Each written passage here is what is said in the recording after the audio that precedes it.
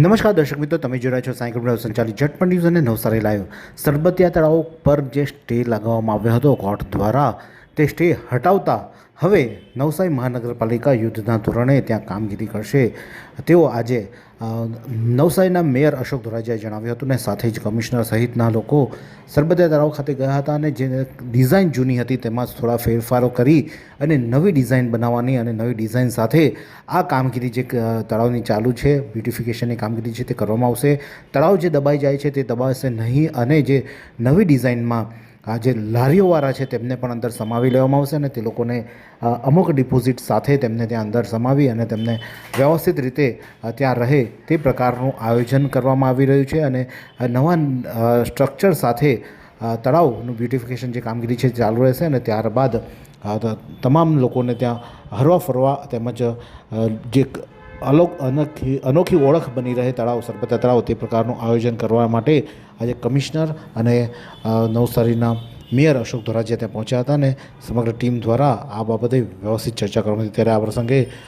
નવસારીના મેયર અશોક ધોરાજીયાએ શું કહ્યું, આવો સાંભળીએ। નામદાર કોર્ટ દ્વારા એક અરજી કરવામાં આવેલી અને એ અરજીમાં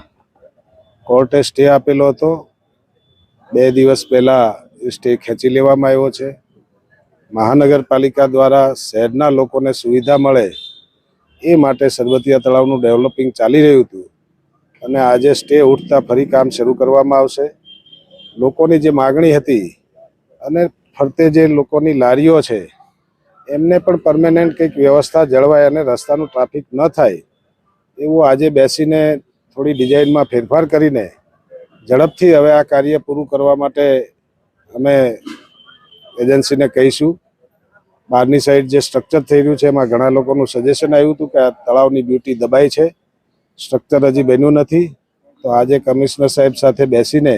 અમે નવી ડિઝાઇન થોડો ફેરફાર કરીને લોકોનો જે સૂચનો આવ્યા છે એ સૂચનો સ્વીકારીને લોકોની જે માગણી છે એ પ્રમાણે ડિઝાઇન ફેરફાર કરીને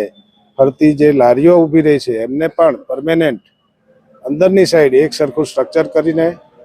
નગરપાલિકાની ભાડાની આવક થઈ રીતે ભાડાની કિંમત નક્કી કરીને અને નાની મોટી ડિપોઝિટ કોઈ નુકસાન કરે તો એમાંથી કાપી લેવામાં આવે એ રીતનું આખું આયોજન કરીને